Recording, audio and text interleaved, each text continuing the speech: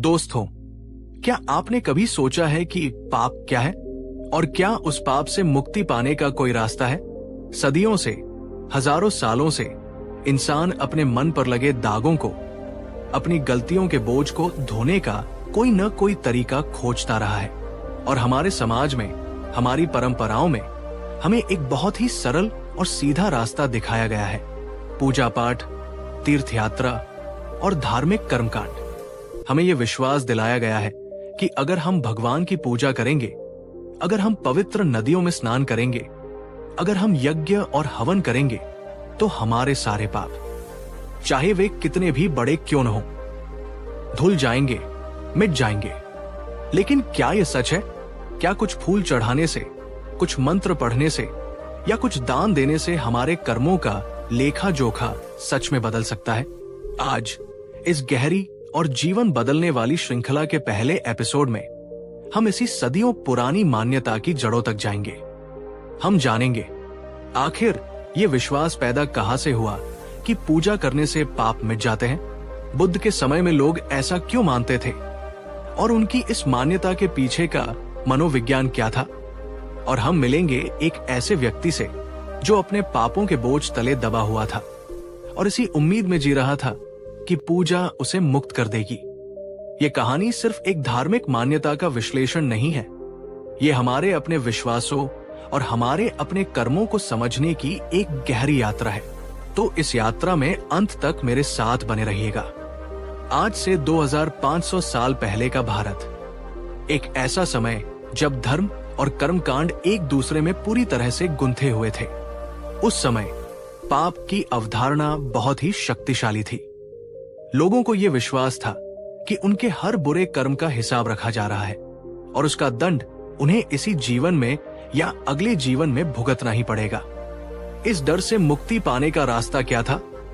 उस समय के पुरोहितों और धर्म गुरुओं ने लोगों को कुछ बहुत ही स्पष्ट और निर्धारित रास्ते बताए थे। यज्ञ और हवन, ये माना जाता था कि अग्नि देव सबसे पवित्र है।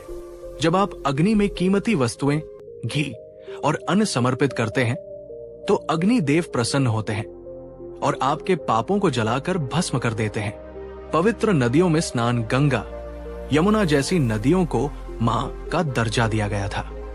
यह विश्वास था कि इन पवित्र नदियों में एक डुबकी लगाने मात्र से इंसान के जन जन के पाप धुल जाते हैं। ब्राह्मणों को दान, ब्राह्मणों को ईश्वर और इंसान के बीच का माध्यम माना जाता था। उन्हें सोना, गाय, भूमि आदि का दान देने से यह माना जाता था कि ये दान सीधे ईश्वर तक पहुंचता है और वो प्रसन्न होकर आपके पापों को क्षमा कर देते हैं। मंत्र जाप और पूजा विशेष मंत्रों में ऐसी दिव्य शक्ति मानी जाती थी कि उनके सही उच्चारण से नकारात्मक ऊर्जा खत्म हो जाती है और पापों का प्रभाव कम हो जाता है। ये एक ऐसी व्यवस्था थी जिसमें प्रायश्चित एक बाहरी क्रिया थी। आपके मन में क्या चल रहा है, आपका हृदय बदला है या नहीं, ये उतना महत्वपूर्ण नहीं था जितना ये कि आपने सही विधि विधान से कर्मकांड पूरा किया है या नहीं। दोस्तों, क्या आज भी हमारे समाज में ऐसी ही मान्यताएं मौजूद नहीं है? क्या आज भी लोग ये नहीं सोचते कि किसी तीर्थ स्थान पर जाकर डुबकी लगाने से उनके सारे बुरे कर्म मिट जाएंगे, भले ही वे वापस आकर फिर से वही गलतियां क्यों न करें? नीचे कमेंट में अपनी राय जरूर बताइएगा। ये कहानी है उसी समय के एक व्यापारी की जिसका नाम था विशाख। विशाख ने अपने जीवन में बहुत धन कमाया था, लेकिन उसने वो धन हमेशा सही तरीकों से नहीं कमाया था। अपनी युवावस्था में उसने व्यापार में आगे बढ़ने के लिए कई बार झूठ का सहारा लिया था, लोगों को धोखा दिया था और अपने प्रतिस्पर्धियों को नुकसान पहुंचाया था। अब जब उसकी उम्र ढलने लगी थी तो उसके वे सारे बुरे कर्म, वे सारी यादें उसे रात दिन सताने लगी थी। उसे रात को बुरे बुरे सपने आते। उसे हर समय ये डर लगा रहता कि उसके पापों का दंड उसे जरूर मिलेगा। वो भीतर ही भीतर एक गहरे अपराध बोध और आत्मग्लानि की आग में जल रहा था। उसने अपने इस बोझ से मुक्त होने के लिए वो सब कुछ किया जो उसे बताया गया। उसने अपने धन का एक बहुत बड़ा हिस्सा लगाकर एक विशाल यज्ञ करवाया। उसने कई बार जाकर पवित्र गंगा नदी में स्नान किया। उसने सैकड़ों ब्राह्मणों को भोजन कराया और उन्हें सोने चांदी का दान दिया। वो हर रोज घंटों तक मंदिर में बैठकर क्षमा याचना के मंत्रों का जाप करता। वो ये सब कुछ बहुत ही श्रद्धा और उम्मीद के साथ करता।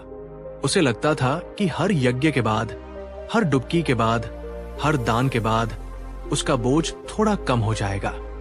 लेकिन ऐसा होता नहीं था। जब वो वापस अपने घर लौटता तो कुछ दिनों की शांति के बाद वही अपराध बोध, वही डर उसे फिर से घेर लेता।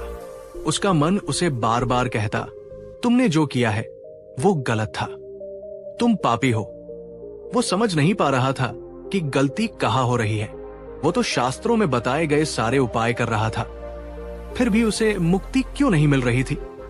दोस्तों, क्या आपने कभी ऐसा महसूस किया है कि आप बाहर से तो कोई धार्मिक क्रिया कर रहे हैं, लेकिन आपके भीतर का मन शांत नहीं हो रहा? क्या बाहरी कर्मकांड और भीतरी शांति के बीच कोई गहरा फासला है? विशाख इसी फासले में फंसा हुआ था। वो थक चुका था, हार चुका था। अब सवाल ये उठता है कि आखिर लोग ऐसा क्यों मानते थे और आज भी मानते हैं कि पूजा से पाप मिट जाते हैं? बुद्ध ने इस मनोविज्ञान को बहुत गहराई से समझा था। इसके पीछे कुछ मुख्य कारण थे। एक, डर से मुक्ति की चाह पाप का सबसे बड़ा साथी है। डर, पकड़े जाने का डर, दंड मिलने का डर, नरक जाने का डर। पूजा पाठ और कर्मकांड इस डर से एक अस्थायी राहत प्रदान करते हैं। ये एक मनोवैज्ञानिक आश्वासन की तरह काम करता है कि मैंने अपना कर्तव्य कर दिया है, अब भगवान मुझे बचा लेंगे। 2, आसान रास्ता अपने स्वभाव को बदलना, अपनी आदतों को सुधारना और जिन लोगों को हमने दुख पहुंचाया है उनसे जाकर माफी मांगना। ये बहुत ही कठिन और साहस का काम है। इसकी तुलना में कुछ पैसे खर्च करके एक पूजा करवा लेना या नदी में एक डुबकी लगा लेना एक बहुत ही आसान और सुविधाजनक रास्ता लगता है। ये जिम्मेदारी से बचने का एक तरीका है। 3, सामाजिक स्वीकृति। जब पूरा समाज ये मानता है कि एक विशेष कर्मकांड करने से आप शुद्ध हो जाते हैं, तो उसे करने से आपको सामाजिक स्वीकृति भी मिलती है। लोग आपको धार्मिक और पवित्र मानने लगते हैं, भले ही आपका हृदय न बदला हो। 4, एक सौदा करने की मानसिकता। कई लोगों के लिए ये भगवान के साथ एक सौदे की तरह होता है। हे भगवान, मैंने ये गलती की है, इसके बदले में मैं आपको ये चढ़ावा चढ़ा रहा हूं। आप कृपया मेरे खाते से इस पाप को मिटा दीजिए। ये धर्म को एक व्यापार की तरह देखना है। बुद्ध ने देखा कि ये पूरी व्यवस्था इंसान को वास्तव में बदलने पर नहीं, बल्कि उसे सिर्फ एक झूठी और अस्थायी शांति देने पर केंद्रित थी। ये बीमारी का इलाज नहीं कर रही थी, ये तो बस दर्द को कुछ समय के लिए सुन कर रही थी। विशाख जब सारे बाहरी उपाय करके थक गया और उसका मन पहले से भी ज्यादा अशांत हो गया, तो वो जीवन से पूरी तरह निराश हो गया। एक दिन उसने अपने नगर में ये सुना कि एक नए तरह के ज्ञानी, एक नए तरह के गुरु गौतम बुद्ध पास के ही एक उपवन में ठहरे हुए हैं। लोगों में ये चर्चा थी कि बुद्ध किसी यज्ञ, किसी कर्मकांड या किसी देवता की पूजा की बात नहीं करते। वे तो मन को समझने और उसे बदलने की बात करते हैं। ये सुनकर विशाख के मन में एक दुविधा पैदा हुई। एक तरफ उसे लगा, जब इतने बड़े बड़े यज्ञ और तीर्थ मेरे पाप नहीं धो सके, तो ये साधु बिना किसी पूजा पाठ के क्या करेगा? लेकिन दूसरी तरफ उसके मन के एक कोने में एक आखिरी आशा ने जन्म लिया। मैंने सब कुछ करके देख लिया है, एक बार इनके पास भी जाने में क्या हर्ज है? शायद, सिर्फ शायद, इनके पास कोई अलग रास्ता हो। इसी उम्मीद के साथ विशाख अपने सारे धन और अहंकार को पीछे छोड़कर एक साधारण इंसान की तरह बुद्ध की शरण में पहुंचा।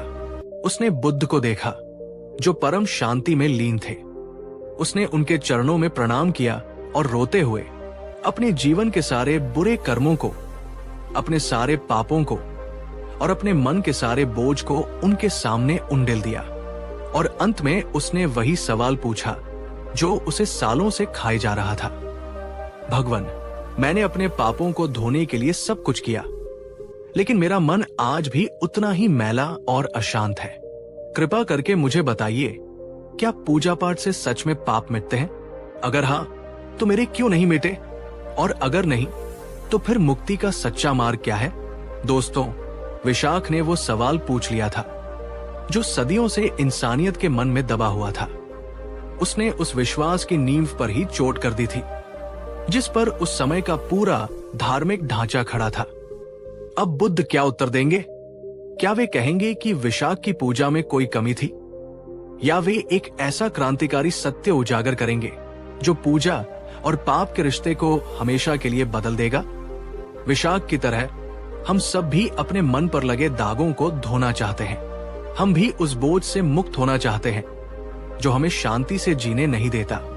और बुद्ध का उत्तर ही इस श्रृंखला का अगला अध्याय होगा। दोस्तों, एक पल के लिए सोचिए, विशाख की ये कहानी कहीं ना कहीं हमारी अपनी कहानी भी है। हम सबने अपने जीवन में जाने अनजाने में कुछ ऐसी गलतियां की हैं जिनका बोझ हम आज भी ढो रहे हैं। मैं आज आपसे ये पूछना चाहता हूं और इसका जवाब पूरी ईमानदारी से दीजिएगा। क्या आप भी ये मानते हैं कि सिर्फ कुछ बाहरी क्रियाएं जैसे पूजा या स्नान हमारे मन के भीतर की गंदगी को, हमारे कर्मों के प्रभाव को सच में साफ कर सकती हैं? आपकी इस पर क्या राय है? नीचे कमेंट में जरूर बताइएगा। और अगर आप ये जानने के लिए उत्सुक हैं कि बुद्ध ने विशाख को क्या उत्तर दिया और पाप से मुक्ति का वो सच्चा मार्ग क्या है, तो हमारे साथ इस यात्रा में बने रहिएगा। अगर आपको इस श्रृंखला का ये पहला एपिसोड गहरा और विचारोत्तेजक लगा हो तो इस वीडियो को लाइक जरूर कीजिए। इसे अपने उन सभी दोस्तों और परिवारजनों के साथ शेयर कीजिए जो जीवन के इन गहरे सवालों में रुचि रखते हैं। और हमारे चैनल को सब्सक्राइब करना न भूलें ताकि आप अगला एपिसोड मिस न करें। अगले एपिसोड में हम जानेंगे बुद्ध का क्रांतिकारी उत्तर और पानीमिट्टी का वो अद्भुत उदाहरण जो पाप और पुण्य की पूरी परिभाषा को बदल देगा। इस यात्रा में हमारे साथ बने रहने के लिए आपका बहुत बहुत धन्यवाद। मिलते हैं अगले एपिसोड में। तब तक अपने भीतर के सवालों को जीवित रखिए। दोस्तों, पिछले एपिसोड में हम कहानी को एक बहुत ही गहरे और महत्वपूर्ण मोड़ पर छोड़कर आए थे। एक व्यापारी विशाख जो अपने पापों के बोझ तले दबा हुआ था, सारे यज्ञ, दान और तीर्थ करने के बाद भी जब उसे शांति नहीं मिली तो वो अपनी आखिरी उम्मीद लेकर भगवान बुद्ध की शरण में पहुंचा था। और उसने बुद्ध से वही सवाल पूछा था जो सदियों से हर इंसान के मन में गूंजता रहा है। भगवान, क्या पूजा पाठ करने से सच में पाप मिट जाते हैं? अगर हाँ, तो मेरे क्यों नहीं मिटे?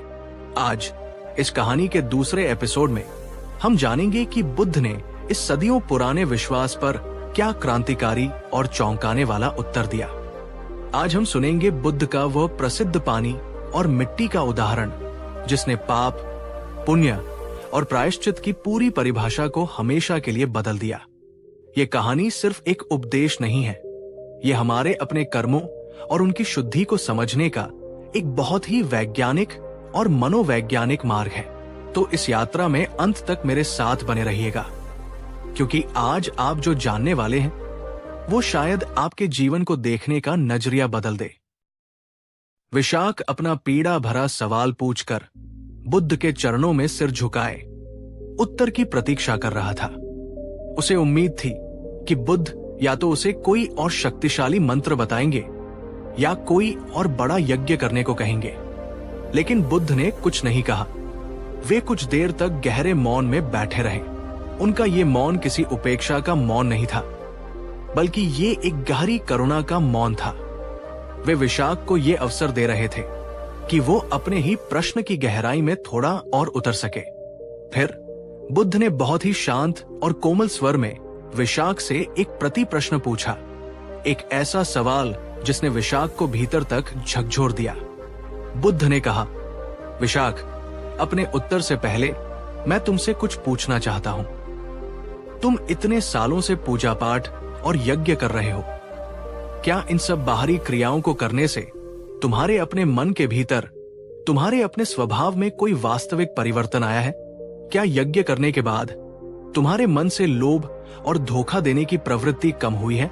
क्या गंगा में स्नान करने के बाद तुम्हारे मन से दूसरों के प्रति क्रोध और ईर्ष्या का मैल धुला है? क्या मंत्रों का जाप करने से तुम्हारी वाणी में कठोरता की जगह मिठास आई है? ये सुनकर विशाख स्तब्ध रह गया। उसने आज तक कभी इस तरह से नहीं सोचा था। उसने ईमानदारी से अपने भीतर झांका। उसे स्वीकार करना पड़ा कि उसने बाहरी क्रियाएं तो बहुत की थी, लेकिन उसके भीतर का इंसान, उसका स्वभाव वैसा का वैसा ही था। उसका लोभ, उसका क्रोध, उसका अहंकार, सब कुछ वैसा ही था। उसने कांपते हुए स्वर में उत्तर दिया, नहीं भगवान, मेरा बाहरी शरीर तो शुद्ध हुआ, पर मेरा मन तो आज भी उतना ही मैला है। दोस्तों, क्या ये सवाल आज हमारे लिए भी उतना ही महत्वपूर्ण नहीं है? हम भी कितने ही धार्मिक कर्मकांड करते हैं, लेकिन क्या हम कभी रुककर खुद से ये पूछते हैं कि इन क्रियाओं से हमारे वास्तविक स्वभाव में, हमारे व्यवहार में कितना परिवर्तन आ रहा है? नीचे कमेंट में अपनी राय जरूर बताइएगा। विशाख की इस ईमानदार स्वीकृति को सुनकर बुद्ध के चेहरे पर एक कोमल मुस्कान आई। उन्होंने कहा, विशाख, यही तुम्हारे प्रश्न का उत्तर है। तुम अपने पापों से इसलिए मुक्त नहीं हो पा रहे क्योंकि तुम गलत जगह पर सफाई कर रहे हो। तुम जिसे पाप कहते हो वो कोई बाहरी गंदगी नहीं है जो तुम्हारे शरीर पर लगी हो, जिसे किसी पवित्र नदी का पानी धो सके। पाप कोई बाहरी वस्तु नहीं है जिसे तुम यज्ञ की अग्नि में जला सको। पाप कोई खाता भी नहीं है जिसमें से तुम दान पुण्य देकर अपना नाम कटवा सको। बुद्ध ने आगे जो कहा वो उस समय के लिए एक क्रांतिकारी विचार था। उन्होंने कहा, विशाख, पाप और कुछ नहीं बल्कि तुम्हारे अपने ही मन के भीतर बैठे 3 जहरीले विकार हैं। 1, लोभ, हर समय और ज्यादा पाने की इच्छा, असंतोष। 2, द्वेष, क्रोध, घृणा, ईर्ष्या और दूसरों का बुरा चाहने की प्रवृत्ति। 3, मोह, अज्ञानता, यानी चीजों को जैसी वे है वैसी न देख पाना और भ्रम में जीना। जब तक तुम्हारे मन के भीतर ये 3 जहर मौजूद हैं, तुम चाहे बाहर लाखों पूजा पाठ कर लो, तुम कभी भी पाप के प्रभाव से यानी दुख से मुक्त नहीं हो सकते। और जिस दिन तुम अपने मन से इन 3 जहरों को निकाल दोगे, उस दिन तुम्हें किसी बाहरी पूजा या प्रायश्चित की आवश्यकता ही नहीं रहेगी, क्योंकि तुम स्वभाव से ही शुद्ध और मुक्त हो जाओगे। ये सुनकर विशाख की आंखें खुल गई। उसे पहली बार समझ आया कि वो सालों से सिर्फ पत्तों और टहनियों पर पानी डाल रहा था, जबकि असली जहरीली जड़ें तो उसके अपने ही मन के भीतर थी। अपनी बात को और भी गहराई से समझाने के लिए, ताकि विशाख और वहां बैठे सभी लोग उसे कभी न भूलें, बुद्ध ने एक बहुत ही सुंदर और जीवंत उदाहरण दिया। उन्होंने अपने शिष्य आनंद से कहा, आनंद, एक कांच के पात्र में थोड़ा स्वच्छ जल लेकर आओ।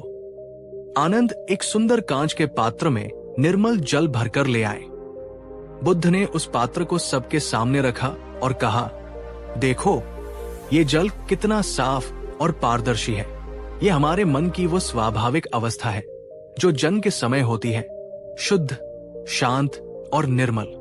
फिर बुद्ध ने जमीन से एक मुट्ठी भर मिट्टी और कंकड़ उठाए और उसे उस साफ पानी में डाल दिया। उन्होंने उस पात्र को थोड़ा हिलाया। पानी तुरंत गंदा, मटमैला और अपारदर्शी हो गया। बुद्ध ने कहा, विशाख, ये मिट्टी और कंकड़ ही तुम्हारे बुरे कर्म हैं। तुम्हारा लोभ, तुम्हारा क्रोध, तुम्हारा धोखा। जब तुम ये कर्म करते हो तो तुम अपने ही मन के निर्मल जल में ये गंदगी घोल देते हो। फिर बुद्ध ने वहां बैठे पुरोहितों और विशाख की ओर देखकर कहा, अब तुम लोग आते हो और इस गंदे पानी के ऊपर से कुछ फूल चढ़ाते हो, पूजा, कुछ मंत्र पढ़ते हो और ये उम्मीद करते हो कि ये पानी साफ हो जाएगा। क्या ऐसा होगा? सबने न में सिर हिलाया। बुद्ध ने कहा, ठीक है, अब तुम इस पात्र को लेकर गंगा नदी में डुबो देते हो। तीर्थ स्नान। तुम बाहर से और साफ पानी डालते हो। क्या इससे अंदर की मिट्टी बाहर निकल जाएगी? विशाख ने कहा, नहीं भगवान, मिट्टी तो अंदर ही रहेगी। बुद्ध ने कहा, तो फिर इस मन रूपी पात्र के जल को साफ करने का इन पापों की मिट्टी को हटाने का सही तरीका क्या है? जब सब चुप रहे तो बुद्ध ने स्वयं उत्तर दिया। उन्होंने उस गंदे पानी के पात्र को उठाया और उसे बिना हिलाए डुलाए बहुत ही शांति और स्थिरता के साथ एक जगह पर रख दिया। उन्होंने कहा, अब बस इसे देखो, कुछ मत करो, न हिलाओ, न डुलाओ, न कोई मंत्र पढ़ो, बस धैर्य के साथ, जागरूकता के साथ इसे देखते रहो। सब लोग चुपचाप उस पात्र को देखने लगे। धीरे धीरे चमत्कार होने लगा। गुरुत्वाकर्षण के नियम के अनुसार जो भारी मिट्टी और कंकड़ थे, वे धीरे धीरे पात्र की तली में बैठने लगे। कुछ ही घंटों में ऊपर का पानी फिर से लगभग पूरी तरह से साफ और पारदर्शी हो गया। मिट्टी नीचे बैठ गई थी, वो गायब नहीं हुई थी, लेकिन उसने पानी को गंदा करना बंद कर दिया था।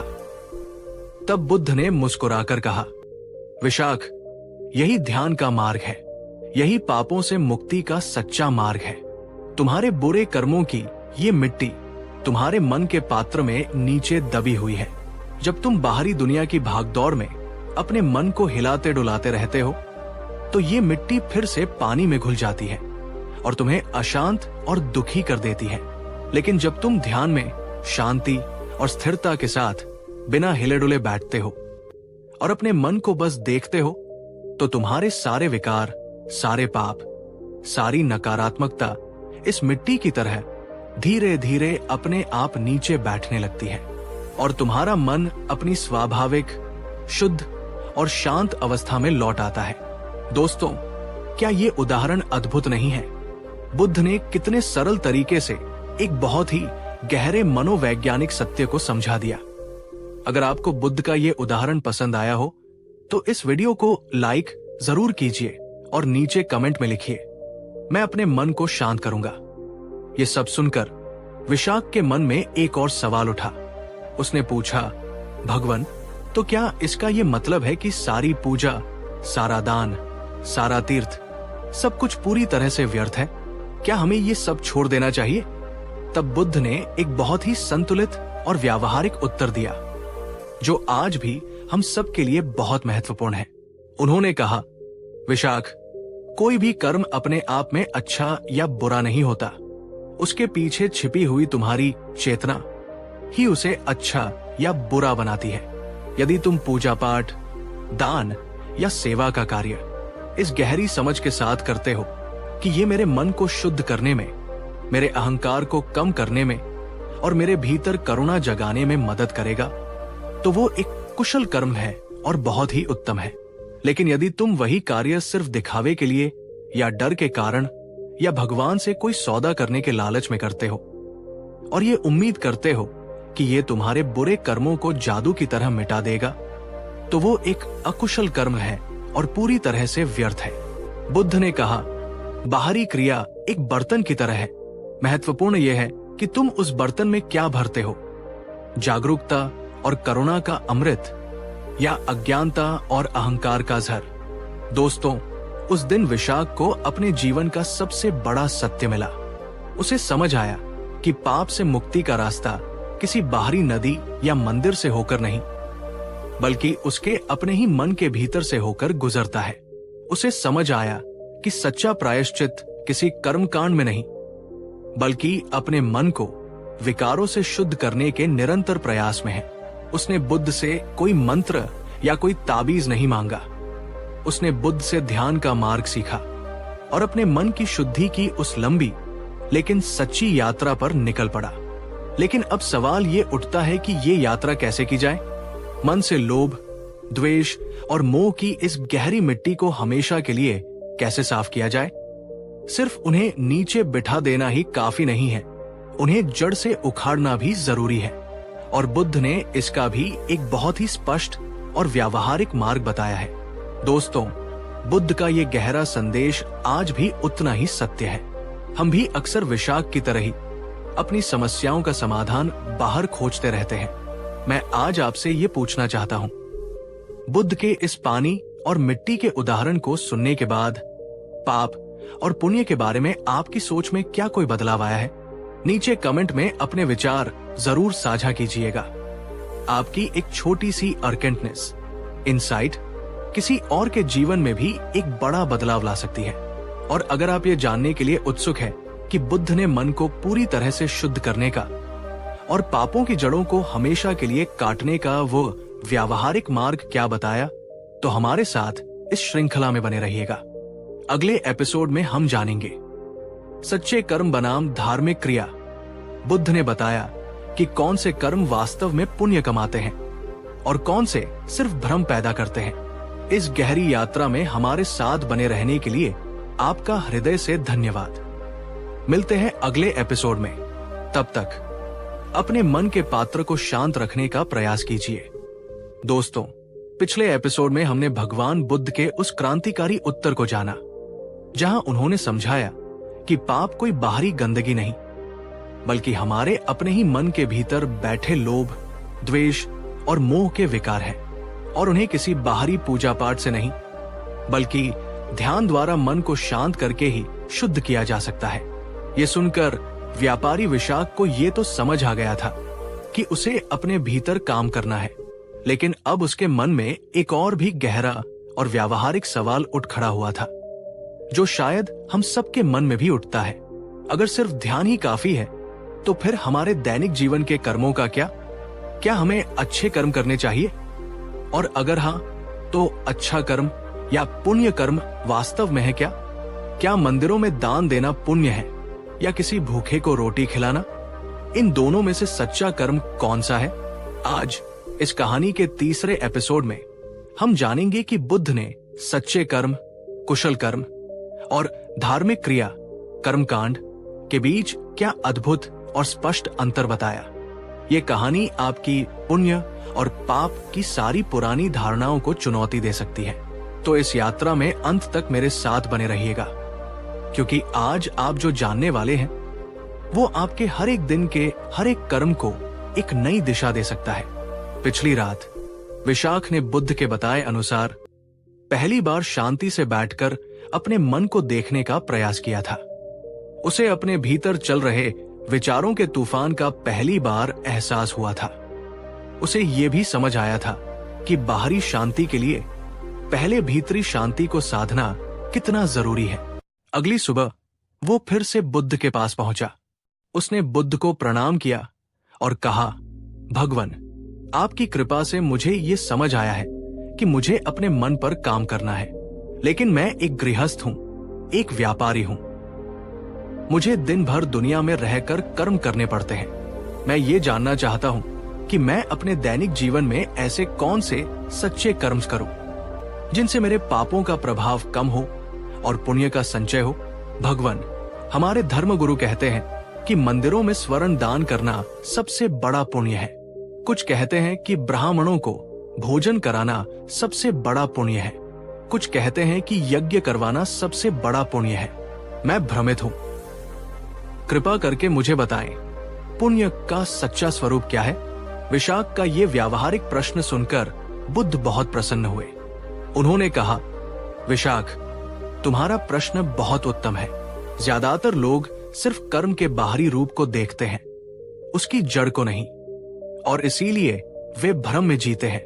ये जानने के लिए कि कौन सा कर्म पुण्य है और कौन सा पाप, तुम्हें उस कर्म के बाहरी रूप को नहीं, बल्कि उस कर्म को करने के पीछे छिपी हुई तुम्हारी चेतना, इंटेंशन को देखना होगा। तुम्हारी चेतना ही तुम्हारे कर्म की असली जड़ है। बुद्ध ने आगे समझाया, कोई भी कर्म, चाहे वो बाहर से कितना भी अच्छा क्यों न दिखे, यदि वो इन 3 अकुशल जड़ों से पैदा हुआ है तो वो अंततः दुख ही देगा। 1, लोभ की चेतना से किया गया कर्म, जैसे मैं ये दान इसलिए कर रहा हूं ताकि मुझे स्वर्ग में इससे 1000 गुना ज्यादा मिले। 2, द्वेष की चेतना से किया गया कर्म, जैसे मैं अपने पड़ोसी से ज्यादा बड़ा यज्ञ करवाऊंगा ताकि उसकी शान कम हो जाए। 3, मोह या अज्ञान की चेतना से किया गया कर्म, जैसे मैं ये कर्म कांड इसलिए कर रहा हूं क्योंकि सब करते हैं, बिना ये जाने कि मैं ये क्यों कर रहा हूं। और इसके विपरीत कोई भी कर्म, चाहे वो कितना भी छोटा क्यों न लगे, यदि वह इन 3 कुशल जड़ों से पैदा हुआ है तो वो पुण्य कर्म है और वो अंततः सुख ही देगा। एक, अलोभ, उदारता की चेतना से किया गया कर्म, जैसे मैं ये दान इसलिए कर रहा हूं क्योंकि इस व्यक्ति को इसकी जरूरत है और देने में ही आनंद है।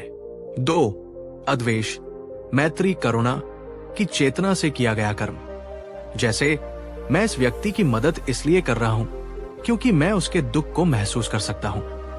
तीन, अमोह, प्रज्ञा, ज्ञान की चेतना से किया गया कर्म, जैसे मैं ये कर्म इसलिए कर रहा हूं क्योंकि मैं जानता हूं कि अच्छे कर्म करने से मेरा और दूसरों का, दोनों का भला होता है। दोस्तों, क्या ये एक क्रांतिकारी विचार नहीं है? बुद्ध कह रहे हैं कि आपका क्या करना उतना महत्वपूर्ण नहीं है जितना आपका क्यों करना महत्वपूर्ण है। अगर आपको बुद्ध की ये गहरी बात समझ में आई हो तो नीचे कमेंट में लिखिए, चेतना ही कर्म है। विशाख ने कहा, भगवान कृपा करके इसे और सरल उदाहरणों से समझाएं। तब बुद्ध ने सच्चे कर्म और धार्मिक क्रिया के बीच का अंतर स्पष्ट किया। बुद्ध ने कहा, विशाख, अब तुम ही निर्णय करना। एक तरफ एक राजा है जो अपने राज्य की प्रसिद्धि के लिए, अपने अहंकार की तुष्टि के लिए 1000 ब्राह्मणों को स्वादिष्ट भोजन कराता है, और दूसरी तरफ एक साधारण गृहस्थ है जो अपने घर के दरवाजे पर आए एक भूखे, थके हुए अजनबी को बहुत ही प्रेम और करुणा के साथ अपने हिस्से का भोजन कराता है। बताओ, किसका कर्म ज्यादा पुण्यदायी है? विशाख ने कुछ देर सोचा और कहा, भगवान, उस साधारण गृहस्थ का, क्योंकि राजा का कर्म अहंकार और दिखावे की चेतना से प्रेरित है, जबकि गृहस्थ का कर्म सच्ची करुणा से। बुद्ध मुस्कुराए। उन्होंने आगे कहा, एक तरफ एक धनी सेठ है जो अपने पापों को धोने के डर से मंदिर में सोने की मूर्ति दान करता है, और दूसरी तरफ एक गरीब किसान है जो रास्ते में पड़े एक बीमार और प्यासे जानवर को देखकर रुक जाता है और उसे अपने बर्तन से पानी पिलाता है। बताओ, किसका कर्म ज्यादा पुण्यदायी है? विशाख की आंखें अब पूरी तरह से खुल चुकी थी। उसने कहा, भगवान, उस गरीब किसान का, क्योंकि सेठ का कर्म डर और सौदेबाजी की चेतना से प्रेरित है, जबकि किसान का कर्म निस्वार्थ मैत्री और दया से। तब बुद्ध ने अंतिम और सबसे महत्वपूर्ण बात कही, विशाख, ये समझ लो कि पुण्य किसी बाहरी क्रिया में नहीं, बल्कि तुम्हारे हृदय की शुद्धता में है। एक शुद्ध और करुणामय हृदय से किया गया एक छोटा सा कर्म भी एक अहंकारी और लोभी हृदय से किए गए बड़े से बड़े यज्ञ और दान से कहीं ज्यादा श्रेष्ठ और पुण्यदायी है। बुद्ध ने विशाख को एक और गहरे भ्रम से मुक्त किया। उन्होंने कहा, विशाख, धर्म का मार्ग पुण्य कमाने या इकट्ठा करने का मार्ग नहीं है, जैसे कोई व्यापारी धन इकट्ठा करता है। ये एक सौदा नहीं है। धर्म का मार्ग है अपने मन को कुशल, स्किलफुल बनाने का मार्ग। अकुशल कर्म वे हैं जो तुम्हारे और दूसरों के लिए दुख और पीड़ा पैदा करते हैं, जैसे हिंसा, झूठ, चोरी। कुशल कर्म वे हैं जो तुम्हारे और दूसरों के लिए सुख और शांति पैदा करते हैं, जैसे करुणा, उदारता, सत्य। तुम्हें पुण्य का हिसाब किताब रखने की जरूरत नहीं है। तुम्हें बस हर पल ये देखने का अभ्यास करना है कि तुम्हारा विचार, तुम्हारा वचन और तुम्हारा कार्य कुशल है या अकुशल। जब तुम लगातार कुशल कर्म करने का अभ्यास करते हो तो पुण्य अपने आप एक परछाई की तरह तुम्हारे पीछे चलता है। तुम्हें उसे कमाने की जरूरत नहीं पड़ती। ये सुनकर विशाख को बहुत हल्का महसूस हुआ। उसके सिर से पुण्य कमाने का बोझ उतर गया था। उसे समझ आया कि धर्म कोई गणित नहीं, बल्कि जीने की एक कला है। दोस्तों, क्या आप भी अक्सर पुण्य और पाप का हिसाब किताब लगाते हैं? मैंने ये अच्छा काम किया, मुझे इसका फल मिलेगा। बुद्ध हमें इस सौदेबाजी की मानसिकता से मुक्त होने के लिए कह रहे हैं। बस अपना कर्म शुद्ध चेतना से करो, फल की चिंता किए बिना। अगर आप इस बात से सहमत हैं तो नीचे कमेंट में लिखिए, मैं कुशल कर्म करूंगा। दोस्तों, उस दिन विशाख को कर्म का सच्चा और गहरा रहस्य समझ में आ गया। उसे ये पता चल गया कि पाप से मुक्ति का रास्ता किसी मंदिर या तीर्थ में नहीं, बल्कि उसके अपने ही दैनिक जीवन के छोटे छोटे कर्मों में छिपा है। उसे समझ आया कि सच्चा पुण्य सोने चांदी के दान में नहीं, बल्कि एक करुणामय हृदय से दिए गए प्रेम और सेवा में है। उसने बुद्ध से कोई चमत्कार नहीं मांगा, कोई आशीर्वाद नहीं मांगा। उसने बस उस ज्ञान को लिया और अपने जीवन को बदलना शुरू कर दिया। अब वो व्यापार सिर्फ लाभ के लिए नहीं, बल्कि लोगों की सेवा की भावना से करता था। अब वो दान दिखावे के लिए नहीं, बल्कि सच्ची करुणा से करता था। उसका हर कर्म अब एक धार्मिक क्रिया नहीं, बल्कि एक सच्चा कर्म बन गया था। लेकिन अब विशाख के मन में, और शायद आपके मन में भी, एक अंतिम और सबसे गहरा सवाल उठ रहा था। भगवान, मैंने समझ लिया कि मुझे कुशल कर्म करने हैं, लेकिन कभी कभी सब कुछ सही करने के बाद भी जीवन में दुख और परेशानियां क्यों आती हैं? और कभी कभी बुरे कर्म करने वाले लोग भी सुखी क्यों दिखाई देते हैं? कर्म का ये फल आखिर मिलता कैसे है? और सबसे बड़ा सवाल, अगर मैंने अतीत में बहुत बुरे कर्म किए हैं, तो क्या उनसे मुक्त होने का, उनका प्रायश्चित करने का कोई सच्चा रास्ता है? दोस्तों, बुद्ध का ये संदेश आज भी उतना ही प्रासंगिक है। हम भी अक्सर धर्म को कुछ विशेष क्रियाओं तक सीमित कर देते हैं, मंदिर जाना, व्रत रखना, दान देना। लेकिन हम ये भूल जाते हैं कि हमारा असली धर्म तो हमारे 24 घंटे के व्यवहार में है। हम अपने परिवार से कैसे बात करते हैं, हम अपने काम में कितने ईमानदार हैं, और हम जरूरतमंदों के प्रति कितने संवेदनशील हैं। मैं आज आपसे ये पूछना चाहता हूं, बुद्ध की इस शिक्षा को सुनने के बाद क्या आप अपने पुण्य कर्म की परिभाषा को बदलेंगे? नीचे कमेंट में अपने विचार जरूर साझा कीजिएगा। और अगर आप ये जानने के लिए उत्सुक हैं कि बुद्ध ने सच्चे प्रायश्चित का वो अंतिम रहस्य क्या बताया, जिससे अतीत के बुरे कर्मों के प्रभाव को भी कम किया जा सकता है, तो हमारे साथ इस श्रृंखला के अंतिम एपिसोड में जरूर जुड़िएगा। अगले और अंतिम एपिसोड में हम जानेंगे बुद्ध का अंतिम संदेश, सच्चा प्रायश्चित क्या है और कर्मों के फल से कैसे मुक्त हुआ जाए।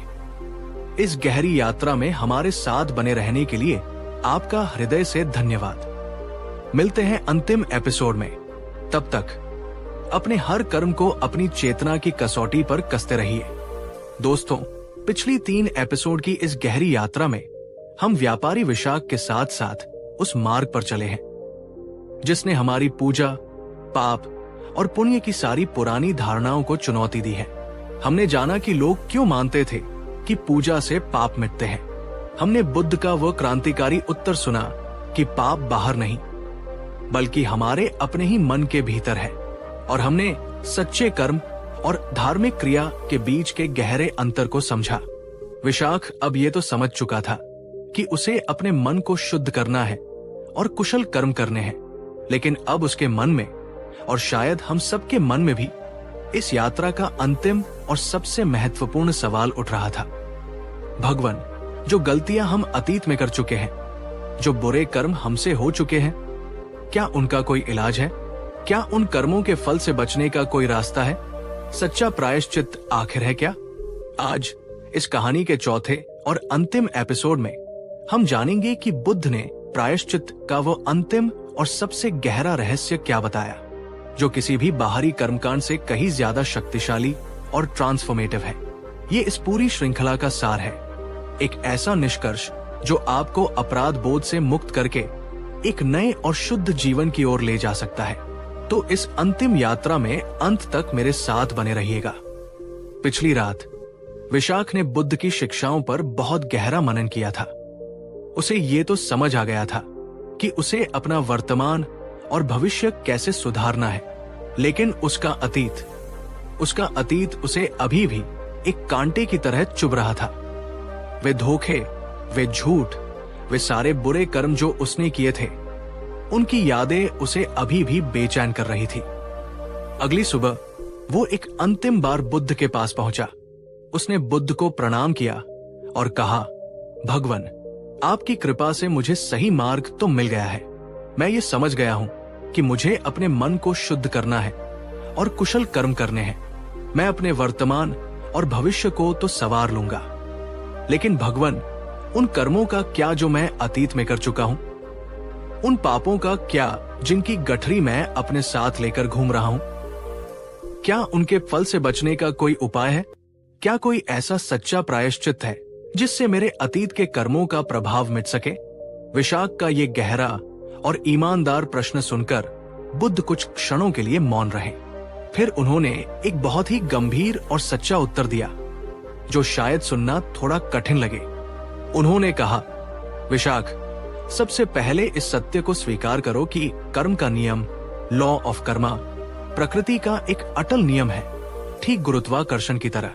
जैसे धनुष से निकला हुआ तीर वापस नहीं आ सकता, ठीक उसी तरह जो कर्म तुमने कर दिया है उसका फल कभी न कभी किसी न किसी रूप में तुम्हें मिलेगा ही। कोई भी पूजा, कोई भी यज्ञ, कोई भी देवता तुम्हें तुम्हारे कर्मों के फल से पूरी तरह से बचा नहीं सकता। ये सुनकर विशाख का चेहरा उतर गया। उसे लगा कि फिर तो कोई उम्मीद ही नहीं है, लेकिन तब बुद्ध ने आगे जो कहा उसने पूरी बात को बदल दिया। बुद्ध ने कहा, लेकिन विशाख, तुम उस फल के प्रभाव को, उसकी तीव्रता को निश्चित रूप से बदल सकते हो। तुम अपने अतीत के बुरे कर्मों को मिटा तो नहीं सकते, लेकिन तुम अपने वर्तमान में इतने ज्यादा अच्छे कर्म कर सकते हो कि उन पुराने कर्मों का प्रभाव बहुत ही कमजोर और इनसिग्निफिकेंट हो जाए। विशाख को यह गहरी बात समझाने के लिए बुद्ध ने एक बहुत ही सुंदर और वैज्ञानिक उदाहरण दिया। उन्होंने आनंद से कहा, आनंद, एक कांच के गिलास में थोड़ा पानी और एक मुट्ठी भर नमक लेकर आओ। आनंद वैसा ही ले आए। बुद्ध ने विशाख से कहा, विशाख, इस एक मुट्ठी नमक को अपने अतीत के सारे बुरे कर्मों का प्रतीक समझो। फिर उन्होंने कहा, अब इस नमक को इस एक गिलास पानी में घोल दो और इसे पी जाओ। विशाख ने कहा, भगवान, ये पानी तो बहुत ही खारा और कड़वा हो जाएगा, इसे पीना असंभव है। बुद्ध ने कहा, बिल्कुल सही, ये एक गिलास पानी तुम्हारा छोटा सा अकुशल जीवन है। जब तुम्हारे जीवन में अच्छे कर्मों, मीठे पानी की मात्रा बहुत कम होती है, तो तुम्हारे अतीत के बुरे कर्मों, नमक का थोड़ा सा प्रभाव भी तुम्हारे पूरे जीवन को खारा और असहनीय बना देता है। फिर बुद्ध पास में ही स्थित एक विशाल मीठे पानी की झील की ओर इशारा करते हुए बोले, अब जाओ और इसी एक मुट्ठी नमक को इस विशाल झील में फेंक दो और फिर उस झील का पानी पियो। विशाख ने कहा, भगवान, इस विशाल झील में एक मुट्ठी नमक डालने से उसके पानी के स्वाद में कोई फर्क ही नहीं पड़ेगा, वो तो मीठा का मीठा ही रहेगा। तब बुद्ध ने अपनी अंतिम और सबसे महत्वपूर्ण बात कही, विशाख, यही सच्चे प्रायश्चित का रहस्य है। तुम्हारे अतीत के बुरे कर्म वो एक मुट्ठी नमक है।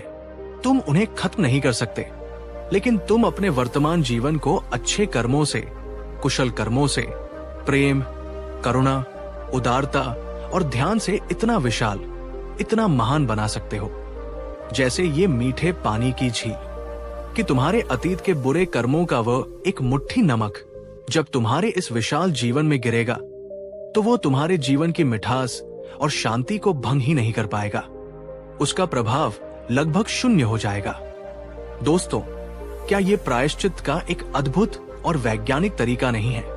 बुद्ध किसी जादू या चमत्कार की बात नहीं कर रहे। वे कह रहे हैं कि अपने वर्तमान को इतना अच्छा और सकारात्मक बना लो कि तुम्हारा अतीत तुम पर हावी ही न हो सके। विशाख ने हाथ जोड़कर पूछा, भगवान, तो कृपा करके मुझे वो मार्ग बताएं जिससे मैं अपने जीवन को इस विशाल झील की तरह बना सकूं। सच्चे प्रायश्चित के लिए मुझे कौन से कर्म करने चाहिए?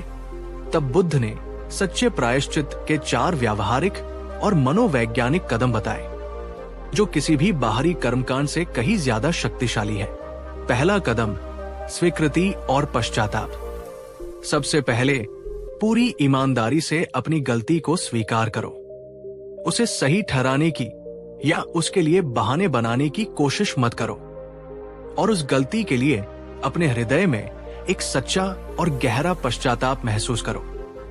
यह पश्चाताप अपराध बोध, गिल्ट नहीं होना चाहिए जो तुम्हें कमजोर करे, बल्कि ये एक ऐसी भावना होनी चाहिए जो तुम्हें भविष्य में बेहतर बनने के लिए प्रेरित करे।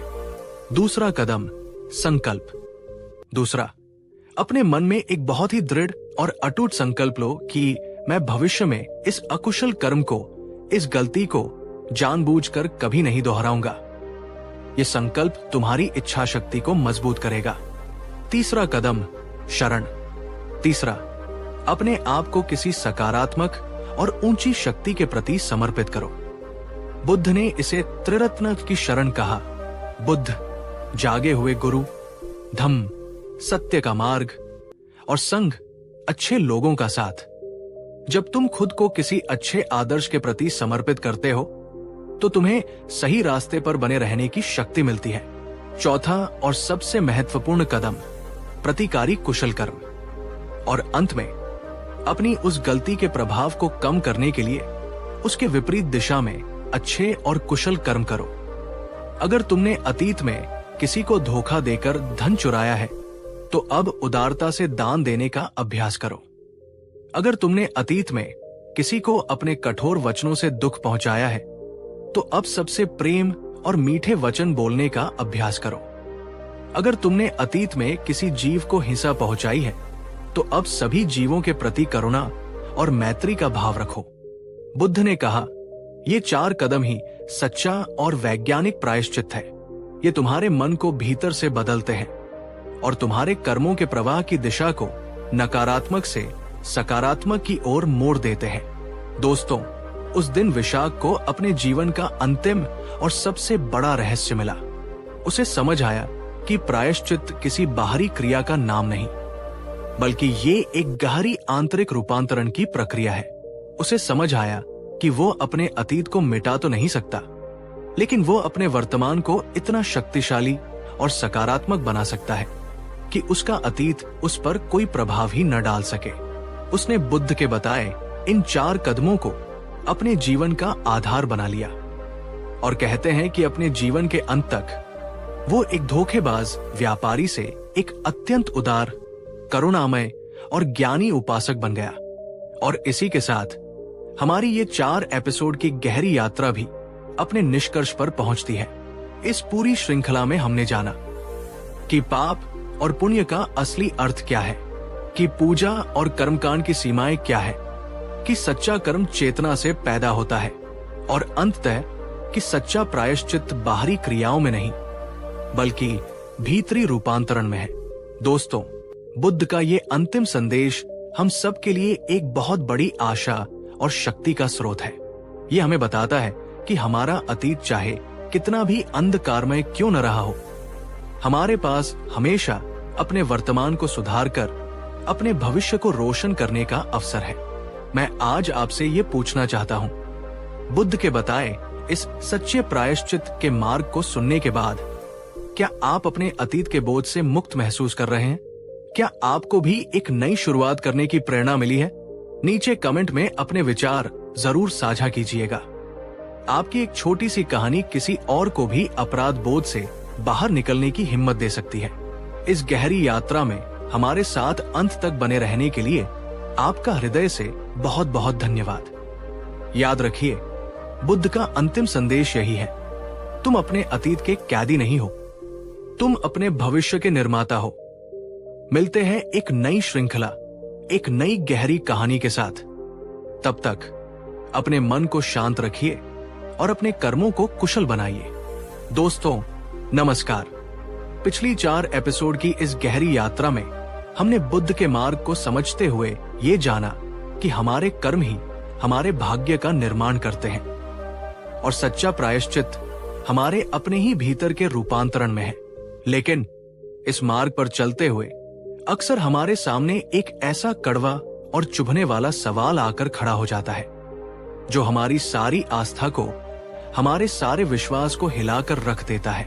वो सवाल है, अगर अच्छे कर्मों का फल अच्छा होता है तो फिर अक्सर अच्छे और ईमानदार लोगों के साथ ही बुरा क्यों होता है? और जो लोग बेईमान हैं, जो दूसरों को दुख देते हैं, वे अक्सर सुखी और सफल क्यों दिखाई देते हैं? ये एक ऐसा प्रश्न है जिसने न जाने कितने ही लोगों को अच्छाई के रास्ते से भटका दिया है।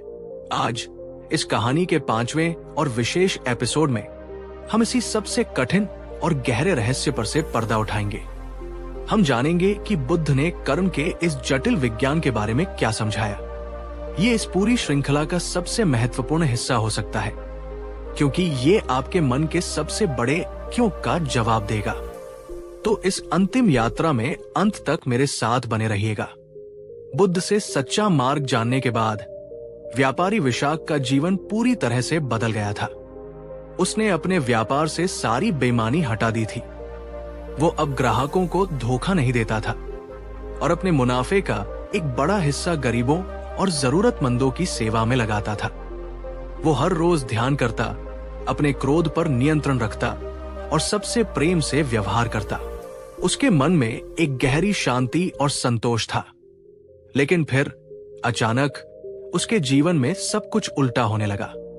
जिस साल उसने पूरी ईमानदारी से व्यापार किया, उसी साल उसके व्यापार में एक बड़ा घाटा हो गया।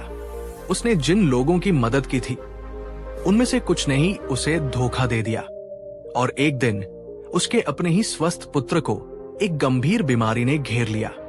ये सब देखकर विशाख का मन एक बार फिर से डगमगाने लगा। गांव के लोग भी कानाफूसी करने लगे। देखो, जब तक विशाख बेईमान था तब तक फलता फूलता रहा, और जब से उसने ये धर्म का रास्ता अपनाया है उस पर मुसीबतें ही आ रही है। ये सब सुनकर विशाख का विश्वास हिल गया। वो एक बार फिर अपने मन में वही पुराना सवाल लेकर बुद्ध के पास पहुंचा।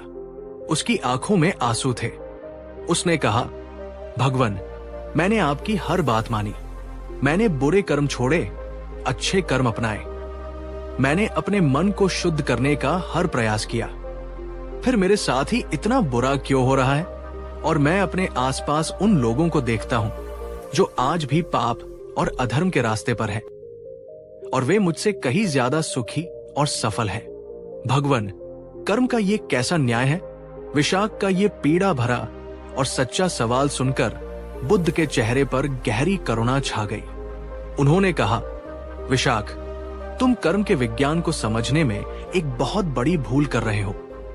तुम कर्म को एक दुकान का सौदा समझ रहे हो कि आज तुमने अच्छा कर्म किया तो कल तुम्हें तुरंत उसका अच्छा फल मिलना ही चाहिए। लेकिन विशाख, कर्म का नियम ऐसे काम नहीं करता। कर्म एक बीज की तरह है। जब तुम आज एक आम का बीज जमीन में बोते हो तो क्या वो तुम्हें कल ही मीठे फल दे देता है? विशाख ने कहा, नहीं भगवान, उसे एक विशाल पेड़ बनने और फल देने में तो कई वर्ष लग जाते हैं। बुद्ध ने कहा, बिल्कुल सही। ठीक इसी तरह तुम्हारे कर्मों के बीज भी है। हर कर्म का फल निश्चित रूप से मिलता है, लेकिन वो कब मिलेगा, किस रूप में मिलेगा, ये कई बातों पर निर्भर करता है।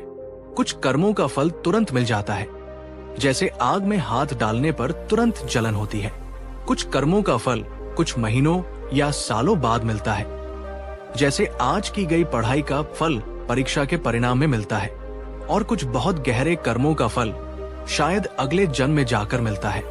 तुम आज जो दुख भोग रहे हो विशाख, वो तुम्हारे आज के अच्छे कर्मों का फल नहीं है।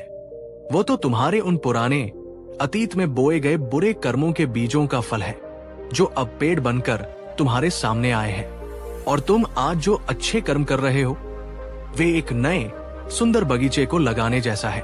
उसके मीठे फल तुम्हें भविष्य में निश्चित रूप से मिलेंगे।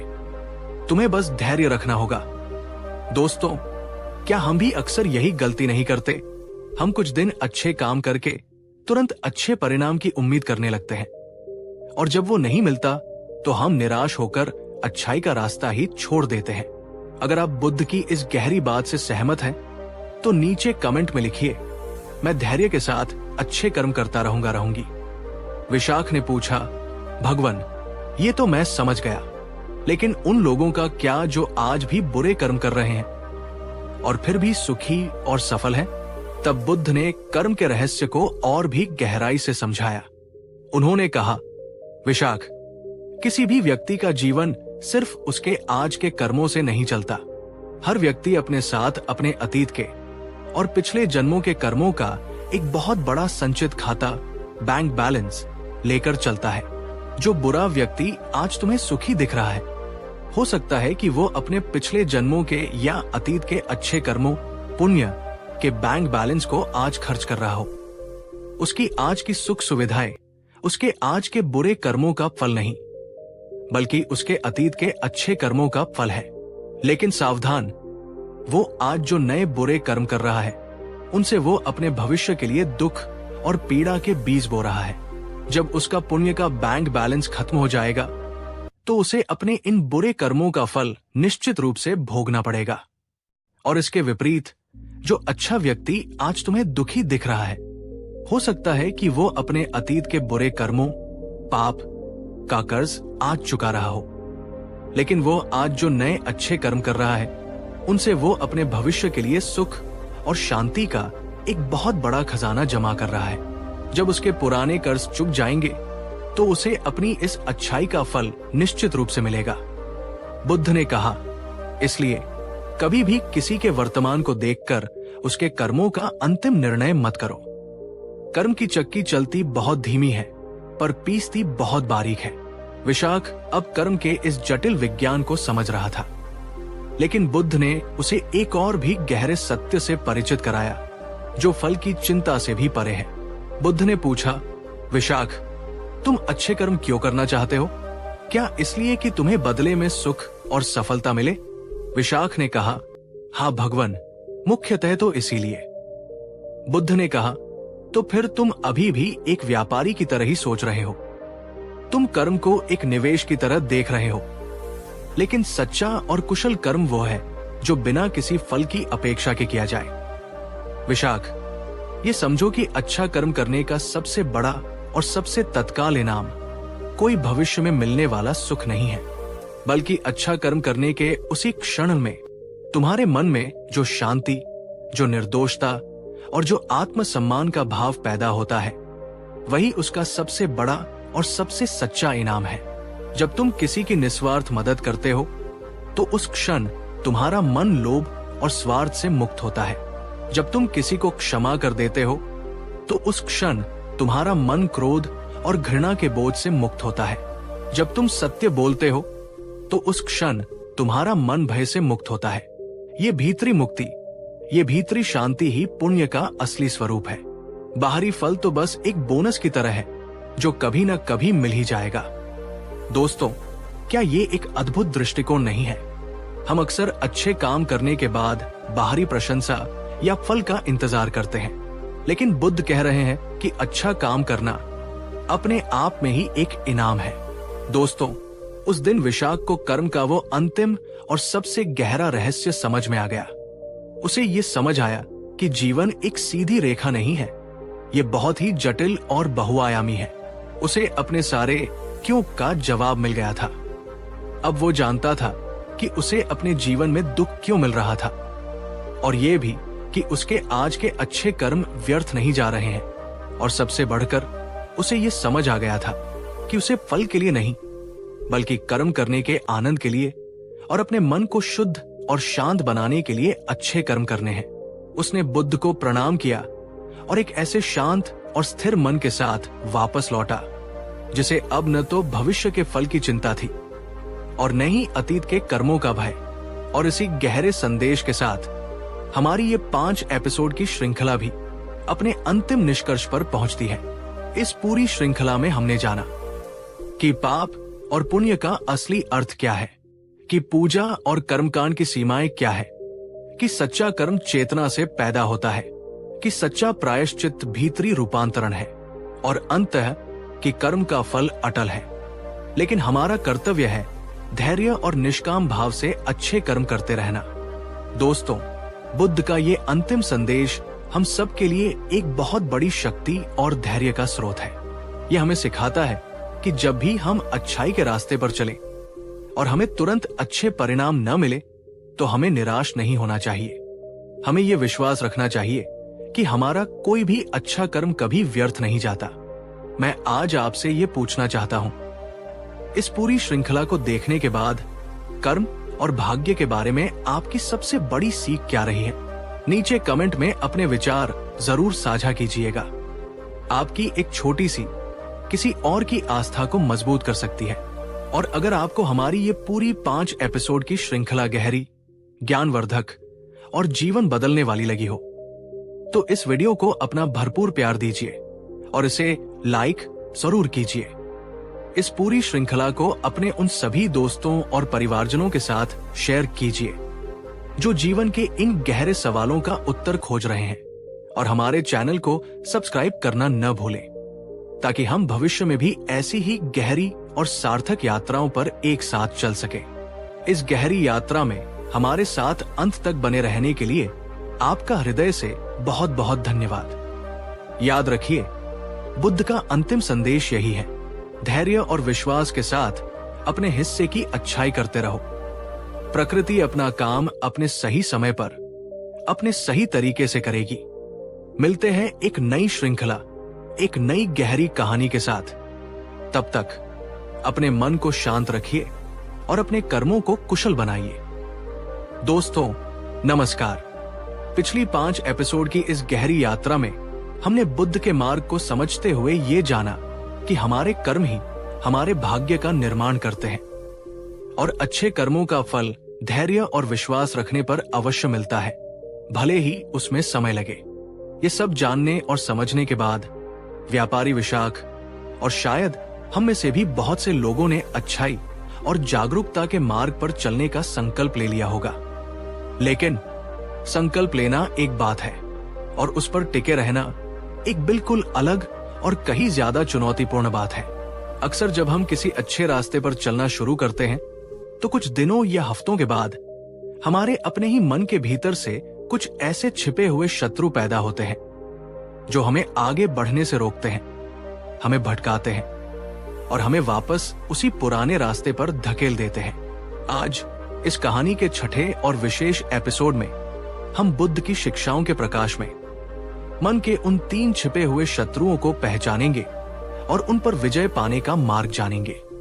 ये शत्रु है संदेह, डाउट, आलस्य, स्लॉथ लेथार्जी और बेचैनी, रेस्टलेसनेस। ये एपिसोड बहुत ही व्यावहारिक और आत्मविश्लेषण करने वाला है, तो इस यात्रा में अंत तक मेरे साथ बने रहिएगा, क्योंकि आज आप अपने मन की उन कमजोरियों को पहचानेंगे जो आपकी प्रगति में सबसे बड़ी बाधा है। बुद्ध से कर्म का गहरा रहस्य जानने के बाद विशाख एक नए उत्साह के साथ अपने जीवन में लौटा था।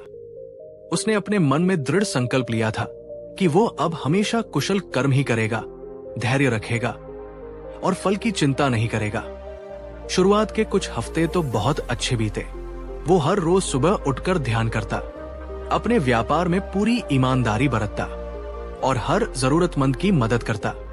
उसे अपने भीतर एक नई शांति और सार्थकता का अनुभव हो रहा था।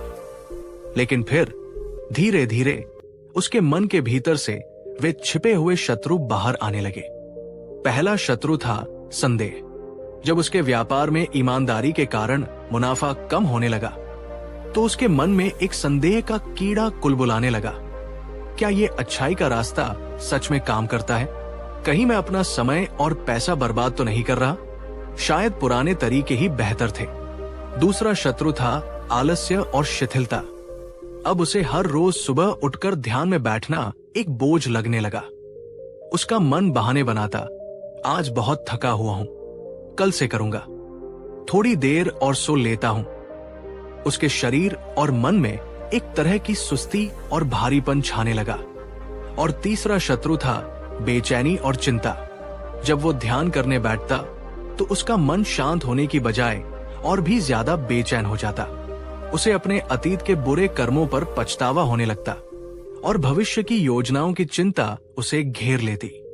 उसका मन एक पल के लिए भी टिक नहीं पाता था।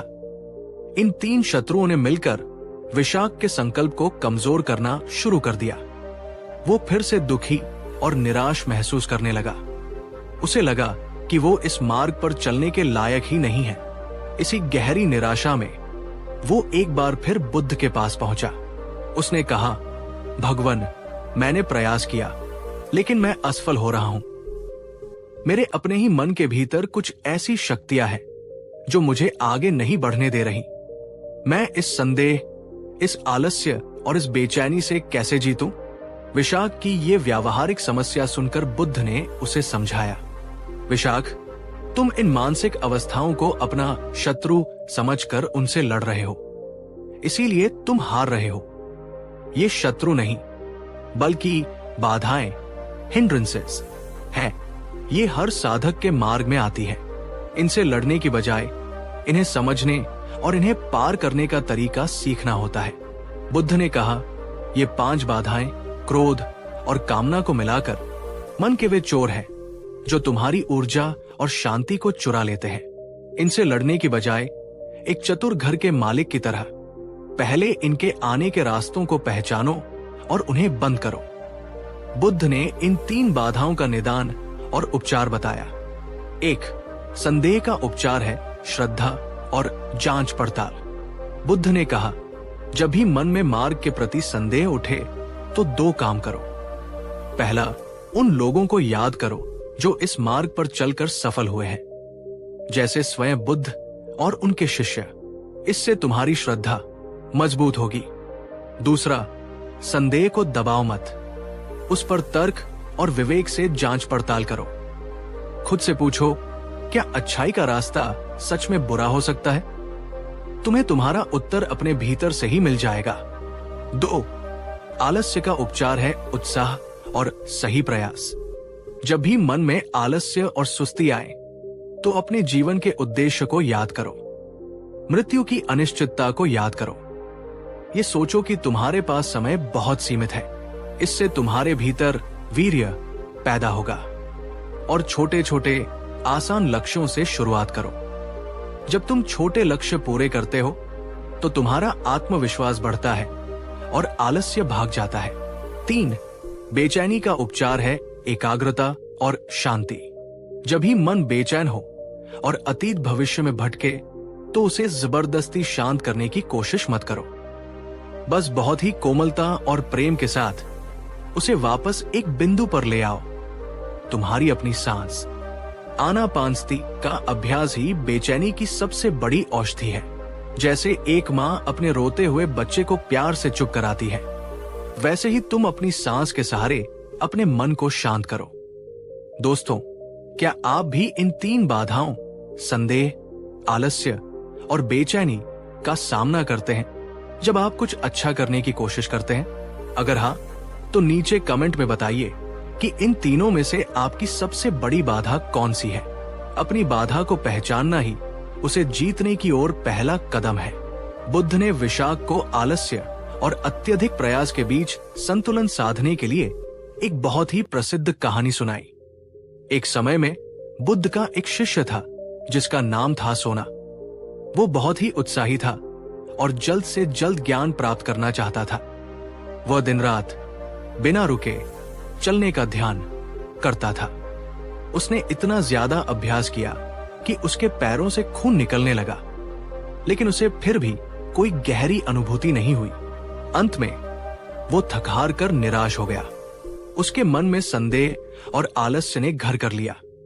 उसने सोचा, ये मार्ग मेरे लिए नहीं है, मैं वापस गृहस्थ जीवन में लौट जाता हूं।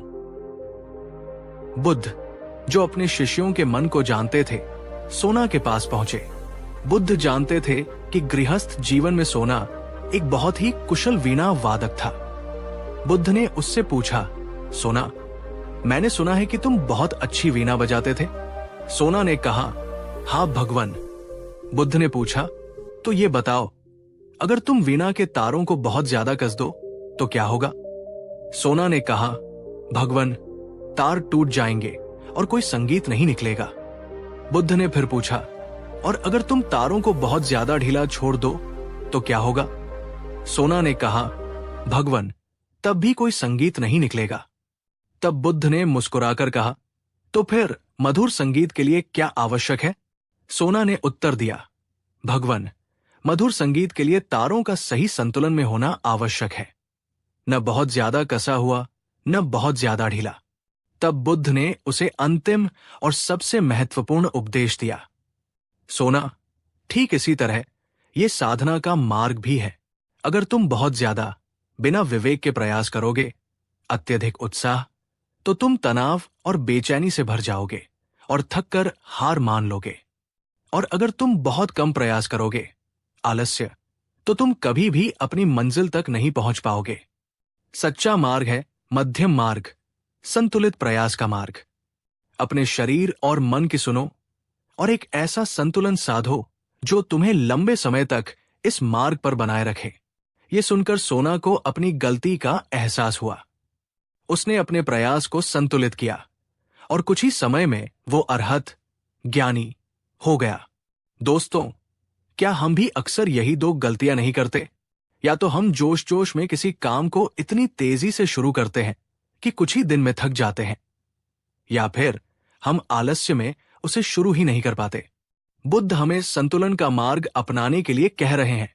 अगर आपको ये वीणा का उदाहरण पसंद आया हो तो इस वीडियो को लाइक जरूर कीजिए। बुद्ध ने विशाख को संदेह पर विजय पाने के लिए और गहराई से समझाया। उन्होंने कहा, विशाख, संदेह एक घने कोहरे की तरह है जो तुम्हें आगे का रास्ता देखने ही नहीं देता। ये तुम्हारी सारी ऊर्जा को सोख लेता है। बुद्ध ने बताया कि संदेह मुख्यतः दो प्रकार का होता है। एक, मार्ग के प्रति संदेह, क्या यह रास्ता सही है? क्या यह काम करेगा? दो, अपनी क्षमता के प्रति संदेह, क्या मैं ये कर सकता हूं? क्या मैं इस लायक हूं? बुद्ध ने कहा, इन दोनों ही संदेहों का इलाज जबरदस्ती विश्वास करना नहीं है, बल्कि छोटे छोटे प्रमाण इकट्ठा करना है।